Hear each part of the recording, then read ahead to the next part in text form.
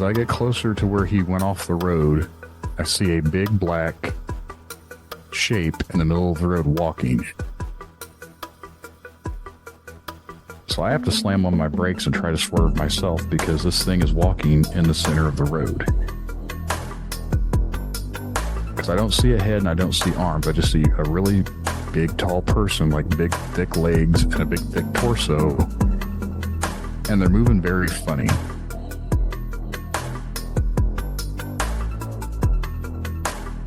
But to be honest, I wish I had have seen some of her vulnerability. I wish I'd have seen her in that space so that I would have language.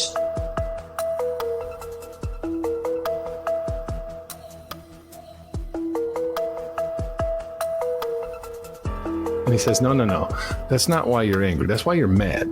Mad is on the surface. Mad is a surface emotion. You're angry, and anger is deep. That cuts to your soul. You are an angry young man.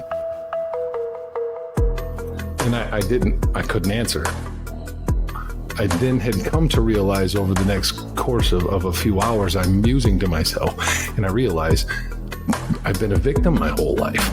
That's why I'm so angry. And over the course of the next 19 months, this man changed my life. He helped me to realize about processing emotion and how to forgive myself and forgive others. And that's where the metamorphosis really began for me. And I learned I'm a survivor, right? I know how to survive. I was understood for the first time in my entire life. And when I read those things and I learned, quote unquote, those things about myself that I had known forever but never really had the semantics for, I couldn't unlearn them. Like I heard this quote years ago and it resonated with me so much. And it's like, you can choose to look the other way, but you can never again say you didn't know.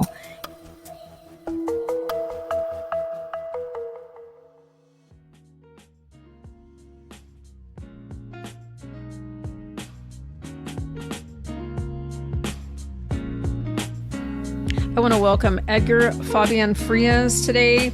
Edgar is a boundary-breaking, multidisciplinary artist based in Los Angeles with degrees in psychology, studio art, and an MFA in art practice from UC Berkeley.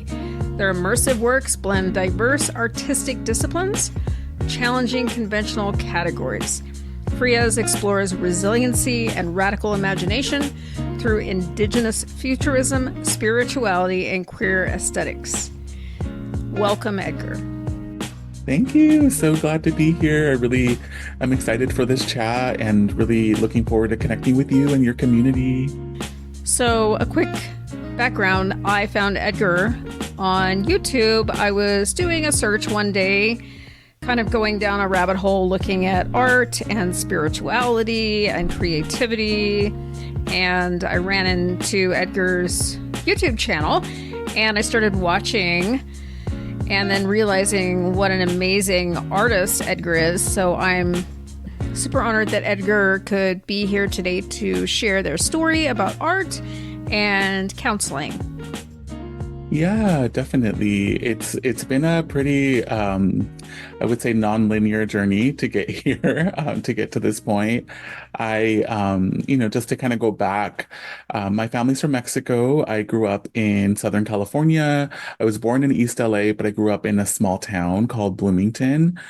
And it was pretty rural. And I would say that growing up, I didn't really have much exposure to what we now, see as contemporary art. I definitely had art and culture, but I wasn't exposed to contemporary art until I was like 14.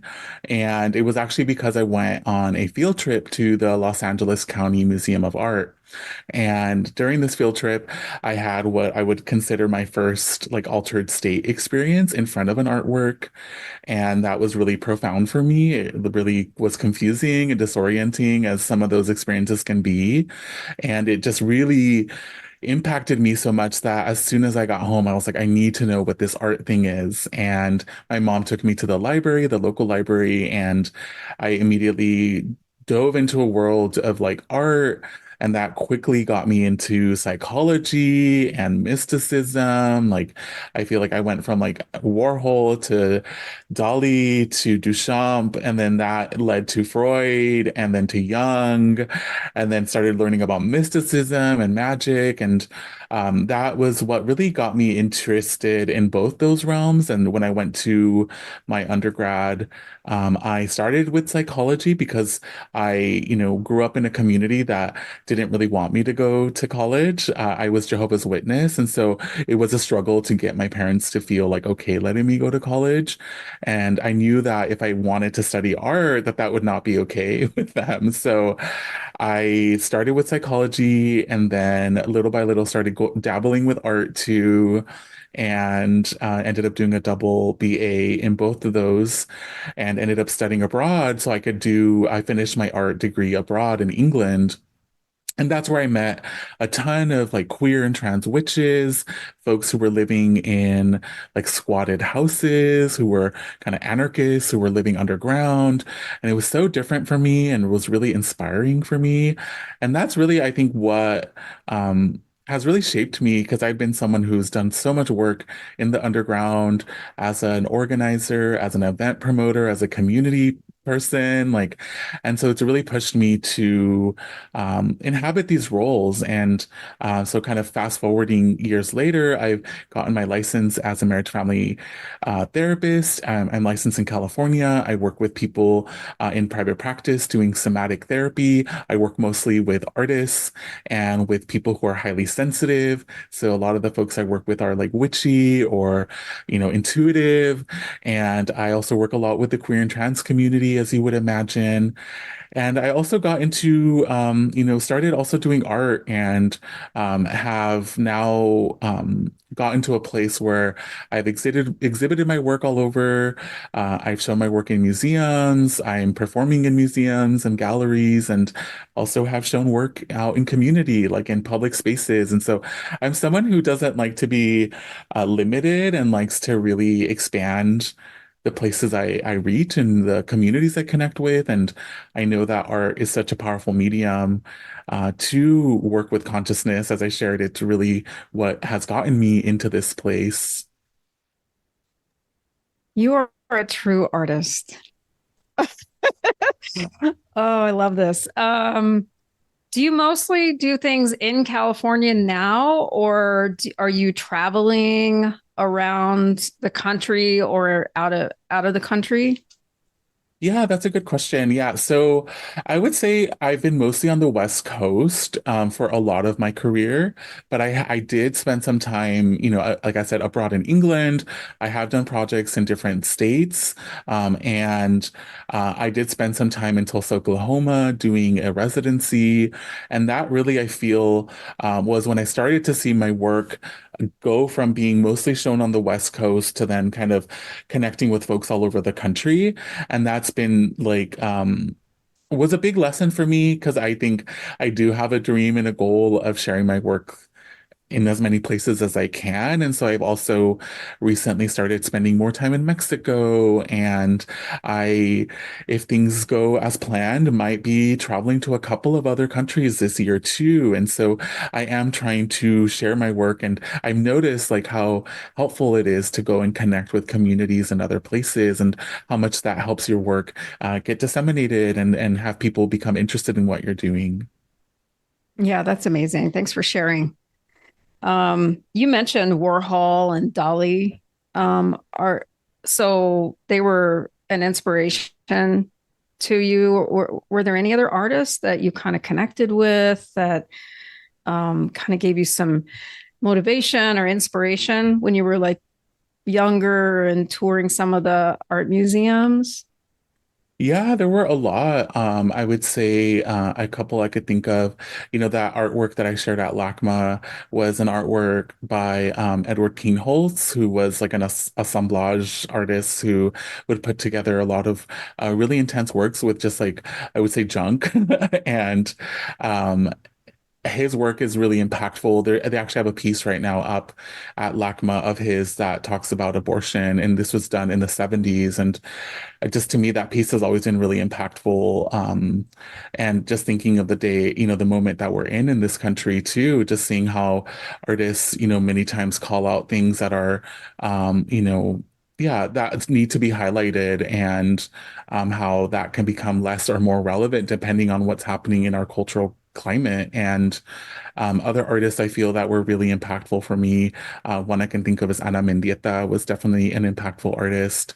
Her performance work, her ritual work, her magic work, that to me was also really big.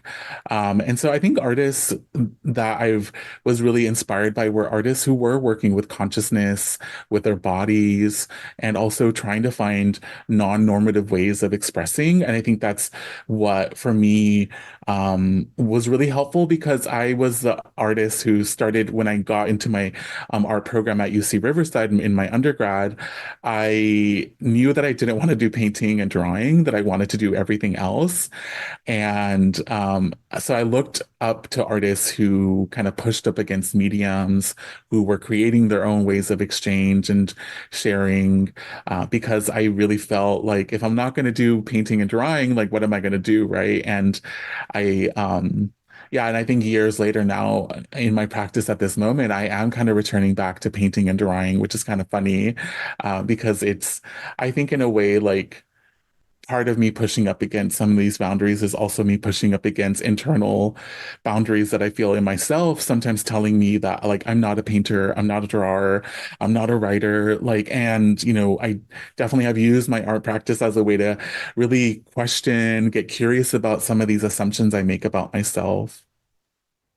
Yeah, that's really wise. It, when I look at some of your art, I see what because you mentioned pushing boundaries and challenging boundaries, and when I look at some of that, I see there's such an expansion of what you're expressing, and it's touching like a lot of different people in different categories and suits that we wear. And I see that, and I'm wondering if you have, especially with in your therapy practice, if you see art as a voice. And I know a lot of people struggle with finding their voice in traditional ways, such as, like maybe writing or speaking or whatever, especially speaking. So a lot of people have trouble speaking their truth and speaking what's really at their core. And so I'm wondering if art is a way for people to tap into that voice where they might not feel comfortable expressing it in more traditional ways. Yeah, definitely. It's really helped me connect a lot more with my intuition. I've, I actually work a lot with divination in my practice as an artist and also as a witch. And I feel like divination has really helped me create a deeper connection with my intuition, and also create a deeper connection with my ancestors, with guides that have come to me. And I think, with that, I have had moments where I've had these guides or these ancestors literally deliver projects to me that are being almost handed off to me as a responsibility. And, it makes the art making really easy, but it also means that I do have to take on the responsibility for a big undertaking. And, a project that comes to mind around that was in 2017. I did a project called Give Us Home Spider. And this project essentially was me working with an environmentalist to look at different areas that are impacted by environmental racism. And the way this project came was that months before this project even started, I was doing work with obsidian. And with this work, I kept getting an image of myself dancing by the ocean. And I just had no idea what this meant. But then months later, a curator from the Long Beach, San Pedro area in California said that she had had dreams of me dancing by the ocean. And that she knew that I was the right person to do a project for this upcoming exhibition, which is how this project started. And that to me was like a big moment of kind of coming to understand that something that I was developing individually, personally, privately, was also impacting others outside. And that's really what's made me become a deep believer in divination and intuition and connecting with yourself as a big part of your practice. And I think that's also why, as a therapist, I work a lot with mindfulness. I work a lot with helping guide people back to themselves. And I do that also as an artist and educator. Like I do a lot of workshops, for example, or events where I almost always start with mindfulness or some way of inviting people to come back to themselves. Because I've really witnessed like the magic that emerges from that, from having people really be in tune with their voice. And, but yes, as you named, it is not an easy path to get there. Some of us, I know myself, I needed a lot of support to get to that place because there is so much noise in the world too that we have to work with. It can be everything from distractions to like beliefs about ourselves. There's so many ways that we can have things come in the way that impact our ability to connect with our intuition. Yeah, that's so true. I work a lot with intuition too, and it's something that we all are capable of, but I think some people have some fear around listening to wisdom, which is kind of another way to think about intuition is inner wisdom or divine wisdom, I think might be another label we could put on it. If someone is, let's say someone is aspiring like to tap into artistic intuition or the expression of art, what could you give as advice to someone who maybe they're thinking like maybe they are inspired by a specific type of art on social media and they keep being drawn to it and something's calling to them? What advice could you give someone who is like kind of on the fence, like, oh, I don't have time for this, or oh, this would be such a supportive practice for me, but I just can't make time, like how could you advise them?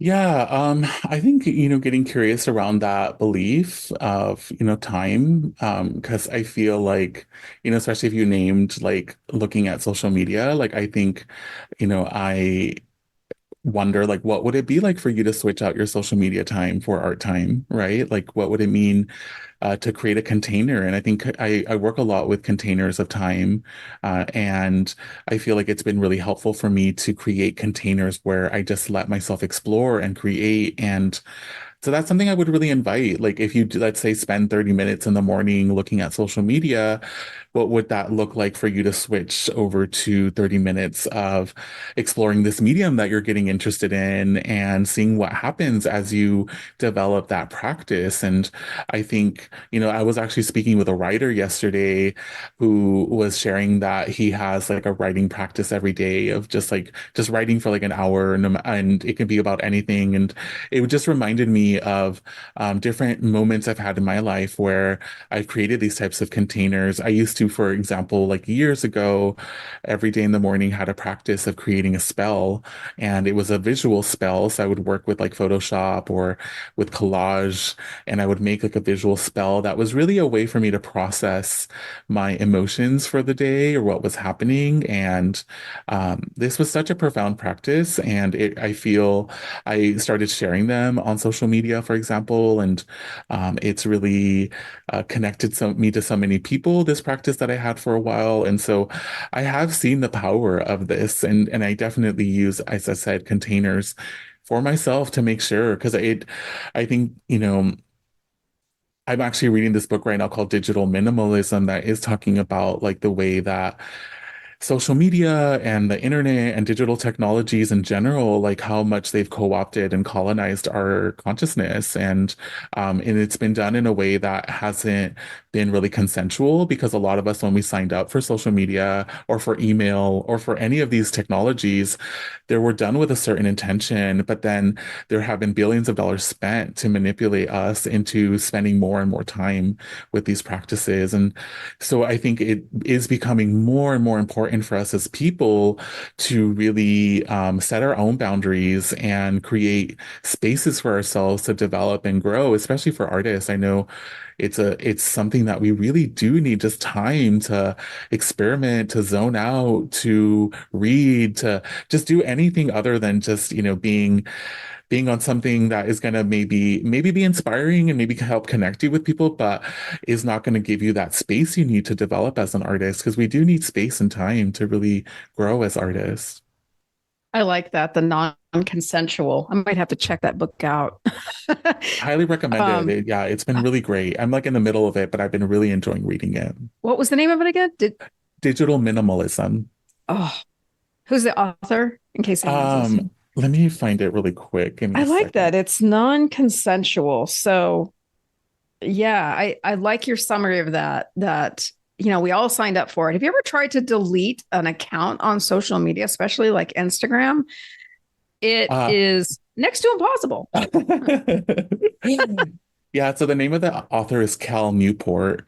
Okay. Yeah. But yeah, I have not done that, but I know so many people who've done that. I know people who've deleted and brought it back on, but like, as you said, they don't make it easy. And I definitely know, like, I actually was just the last podcast I was on, the person I spoke to, they have gotten off of Instagram. And when they sent out a newsletter about it, I was like, oh my gosh, that's so wild, but I know like more and more people are deciding to do this. And, it's definitely something that I think we're all like feeling overwhelmed and overburdened by a lot of these technologies.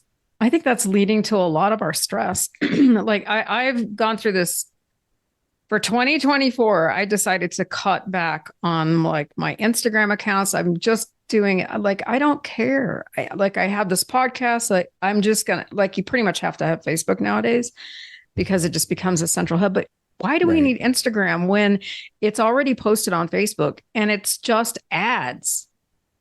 Yeah.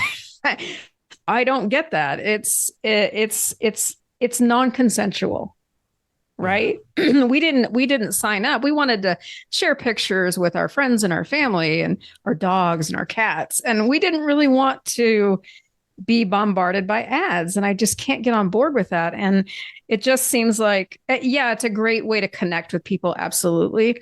And especially for artists, like I could see that being very helpful to to showcase your art, excuse me. But I also like what you said about being curious about how you use your time. And this kind of might tap back into this container of time that we give to social media. I like that, non-consensual. I really like that. It's a different way of looking at it. Yeah. And I bring this up just because you brought up this feeling that we have of I don't have time. And it does kind of makes me question, because I feel that way too, of like, I barely have time for my art practice because all I'm doing is sending emails or updating social media. And it has made me start to question, like, I know how important it is for me to develop as an artist and for me to really spend time making work. But I do spend so much time sending emails or just being on the internet. And it has made me start to question. That's even why I got interested in this book. And so I do think it is something for us to think about when we feel like we don't have time, to really get curious about what we're spending our time doing. Be curious. Right. If you're already interested in a form of art, or you're drawn to something, like opening up that curiosity to allow yourself to explore it. That's really helpful. Because I do feel like that is a part of your intuition, right? Like I think that, as I shared with myself, was when I first saw art, like there was a part of me that just couldn't stop thinking about it. And I just was like, I need to know more about this. And it's like now led me into this life that I would never have imagined living. Like it's, I don't come from a family of people who had businesses, and now I'm like solely supporting myself with my businesses. And I also don't come from a community of people who are represented in galleries or museums. And so it's like all of this stuff is something that I could not have imagined as a young person, but it was my curiosity that really started to guide me and move me in this direction. Yeah, it became sort of your path by listening to your intuition. It's guided you in ways that you never imagined, especially coming from a family that was surrounded by stigma, because you mentioned that the challenges that you encountered with entering into college and getting multiple degrees, might I add. Very impressive that you went down that path of really exploring what was interesting to you. And I was wondering if you could share the challenges that you had, and maybe the stigma that you encountered when you sought out college. Yeah, so as I said, I grew up Jehovah's Witness, and so there was a big belief in the Jehovah's Witness community that going to college was going to be detrimental. It was going to take you away from the quote unquote truth.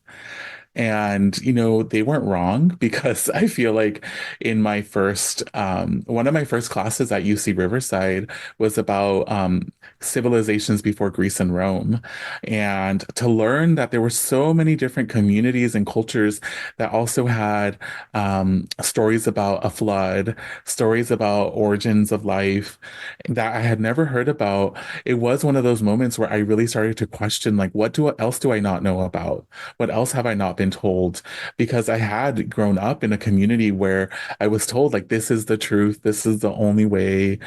And so it did spark that interest. And then on top of that, I started learning about queerness and transness, and started learning about trans history and queer history. And there were so many things that I learned in my undergrad that did make me start to question if I wanted to be a part of that community. And but I think the big thing that actually made me leave the Jehovah's Witnesses was that I just woke up one day again with a curiosity for a question that came to me, which was I had a moment where I just was like, okay, so if God is omnipotent and God created everything, then that means that God created a world where like evil and good exist, and that there is possibility for evil to exist. And so if God created a world where that is possible, then that means that God wanted evil to be in this world, or that God is also evil too.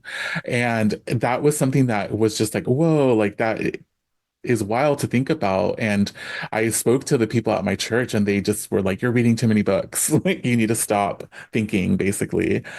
And that, of course, was not sufficient for me as an answer. And so that was really what made me be like, okay, I'm not going to get what I need in life from this place. And it just didn't really feel valuable to me anymore.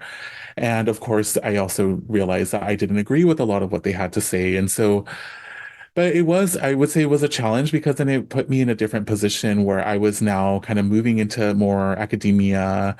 And, there was a moment where, like, for example, my brothers were really weirded out that I didn't want to just get a job, and that I was spending so much time researching, or that I wanted to go abroad. Like, this was just like a very non-normative way of existing. But for me, it just felt really important to do this. And one, to differentiate, I would say. And also, I'm someone who's had such a hunger for getting to know other communities, other people, for expanding myself, making myself uncomfortable. Like, those are all things that I think I relish in. I have the constitution for that. I do recognize that a lot of people don't like to dive into the unknown, but my moon is in Scorpio, and I feel like that is definitely something that's guided me a lot, of like, I want to be in the unknown. I want to see what happens. Like, I used to have a friend that we would always joke this idea of like, I want to be disappointed, and kind of like opening up possibility where you don't care if the outcome is good or not. Like, it's really about letting things happen, or diving into possibility. And disappointment kind of being seen as something negative, but knowing that disappointment sometimes is a reference point you need, or that disappointment can let you know what you do want. And so kind of like expanding what you see as needed for growth. I guess that's like a big part of it too, is that I see the unknown as a place of growth and transformation. And I think that's why I'm so attracted to it. But again, I know that not everyone's like this. So I want to also name that too. Oh, this is so inspiring to me. And I had a little bit of intuition while you were just speaking. I was thinking about your curiosity as being like an overarching theme of what you represent and how empowering that is. And when I was in Santa Fe a few years ago, I went to the Meow Wolf Museum. Mm-hmm. And then we just had one open up in Denver. I think it was last year that it finally opened. And I was wondering if you have ever been invited to do an exhibition there, or if you've been to Meow Wolf and your art seems so much in align with that. Yeah, I actually I was invited out to Santa Fe last year to go visit our institution there. And I did have a chance to go to Meow Wolf while I was there, and I could so see why you would say that. I have not been invited to show work there, but I could totally see why, yeah, why you would think that, because it is a place that really does spark curiosity. And I was really struck with like how little curatorial contextualization they did in the Meow Wolf experience, and because they really wanted it to be open to people's like interpretations, and they wanted people to create stories out of what they experienced. And that to me was so jarring, because I'm so used to going to art experiences and having like a curator statement helping you understand what you're seeing. And it was so interesting to be in a place where that was like really left out, and that you had to be the one to create a narrative. And I found that really fascinating. And yeah, but maybe at some point they'll invite me to do something, because I do see like how, yeah, my aesthetic and the fact that I do enjoy curiosity so much would definitely fit. Yeah, I haven't been to the one in Denver. I am going to have to go now. Yeah. It's so, if anyone gets an opportunity to go to either of them, one Denver, one in Santa Fe, oh, it's so worth yeah, I mean, you could spend hours there. Yeah. It's truly a mind trip. I think I walked out of the one in Santa Fe and went, did I just take acid, or like, I don't really know my reality. Yeah. It was so cool. It was really cool. I definitely, and I think it's a place where you can also go back to and have a different experience. Yeah. Like, it was just physically and mind and emotionally an immersive experience. And it's definitely worth going. Yeah. But yeah, I'm gonna have to go to the Denver one and check that out now. Yeah. Yeah. So you mentioned that you have an offering coming up called Embodied Alchemy. And I was wondering if you could, and it's coming up soon in March. Yeah. And so I was wondering if you could explain what that is. Yeah, so I'm offering through my therapy practice, I'm offering a 12-week process and support group for artists. And it's going to be virtual, so people can join from wherever they are. And it's going to be like a weekly, consistent place for artists to come to share and to connect and to process. And so if you don't know what process group is essentially just a space that's open for whatever you're bringing. And usually there's a check-in, and then people are able to say if they want space or not within the group. And if you do want space, then you're allowed to share what happened or what you're experiencing, and then people share reflections or support. And so it's a really beautiful way of creating community, and of also allowing people to have a space that's consistent where you know that you could come to it once a week. I am opening it up for it to be like an open group in the sense of people can join it at any time. And so I just want to let folks know that it does start on March 21st, but it's going to go all the way to the end of May.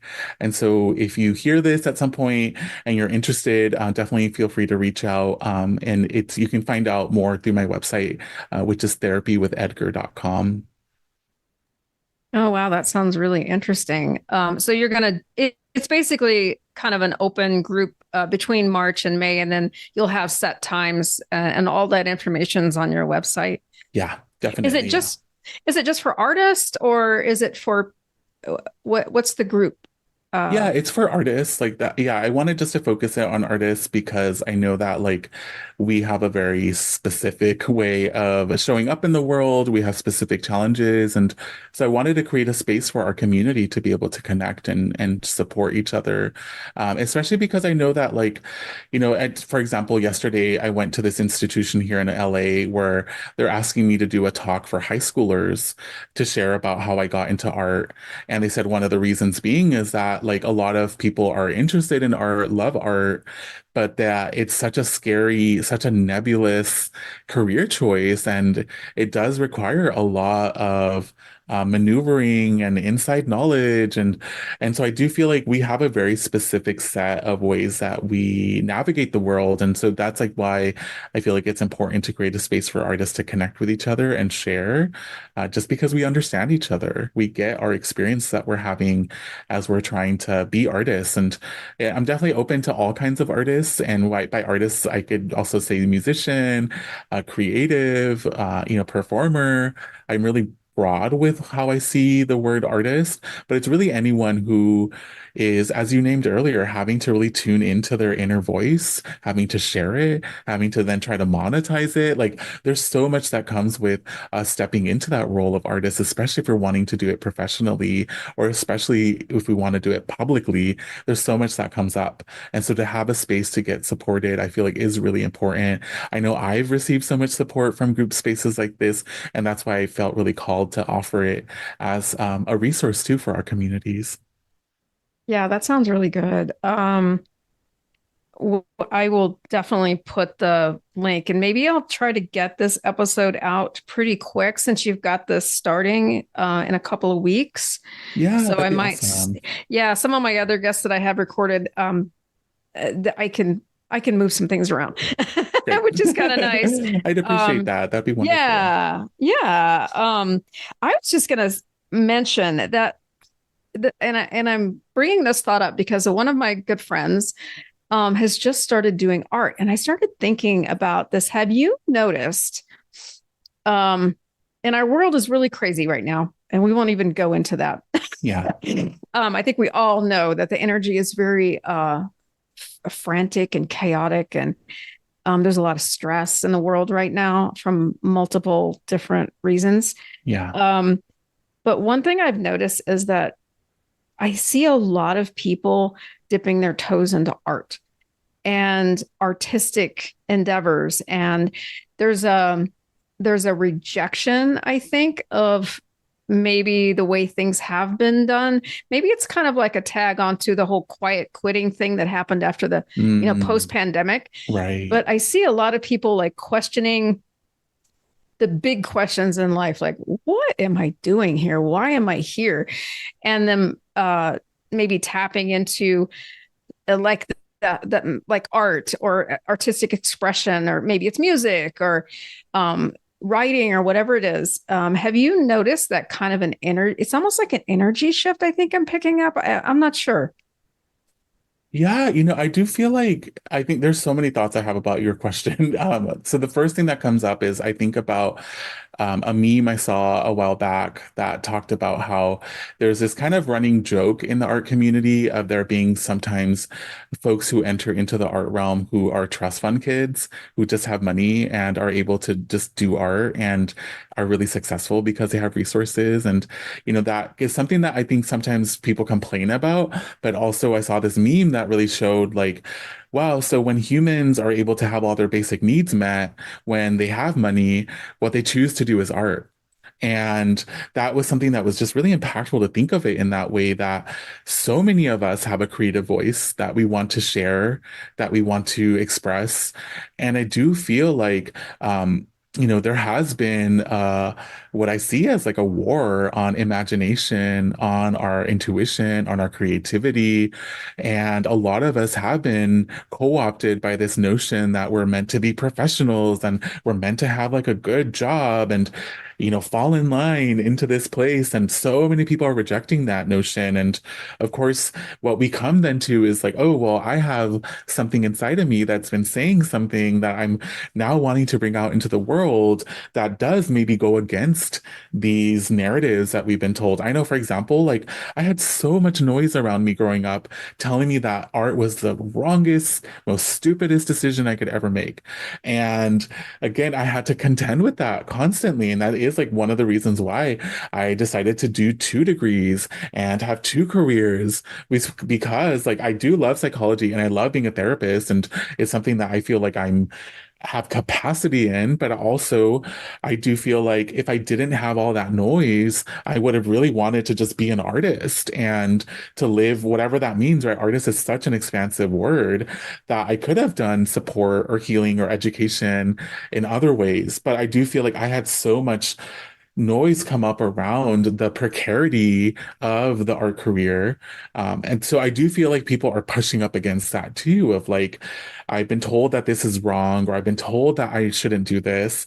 But it's something that I'm called to, or something that it just feels natural. And I do feel like humans are creative. Like we are all creative, and creativity is something that is so nourishing, so restorative, so healing. And again, with what you named, we are in a time of so much uncertainty, volatility, that we need these spaces to get contemplative, to connect with ourselves more than ever, I feel. And so it's not surprising for all those reasons I shared that I feel like people are turning more towards art and really diving into it. And I think that's also why I have felt called to really, specialize my practice in working with artists, because I just know that like we do require a certain level of support and understanding that, maybe a traditional therapist won't understand. Like, and I know this because I do feel like I've received so much help from artist friends where I'm able to talk about specific situations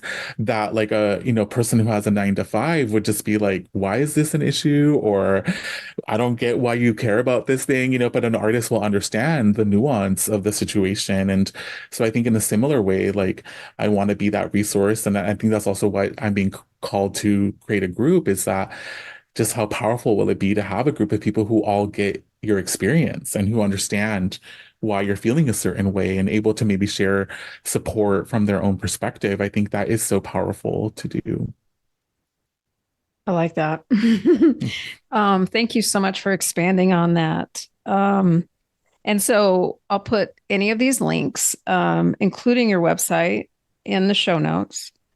And I just want to thank you so much for coming on and sharing this. It's not only wisdom, knowledge, it just feels like an expansive conversation. And if you'd like to learn more about what Edgar's offering or doing or can share with you, please check out the website and all the resources. And your website is, I was going to mention all of the, because you have a link on there about all of the media things that you've been involved in, and all of your exhibition, like your art exhibitions, and then your therapy practice.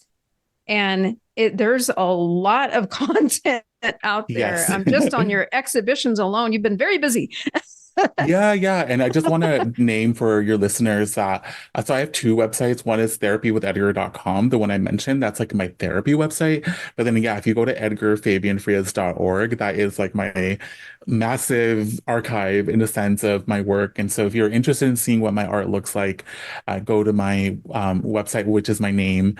And you could also find my therapy practice through that too. So that is kind of like the main link that has all my background, and you can see what my art looks like and where I've shown it. Yeah, and it's really amazing. Definitely check that out. And I think you also have a few. There was a YouTube video of the lights exhibition that you did. Was that in LA or?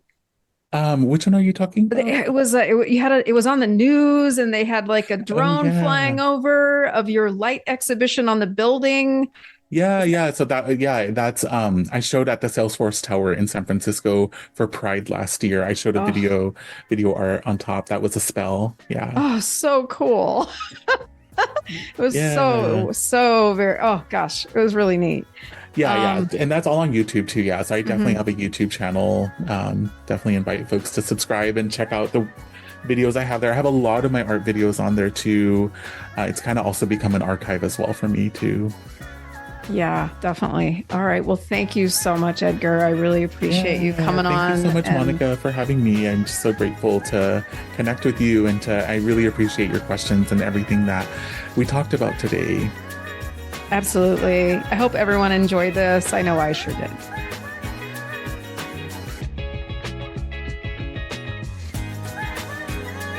Hey, thanks for listening today to another great episode. I sure enjoy hearing about these experiences, and I hope you do also.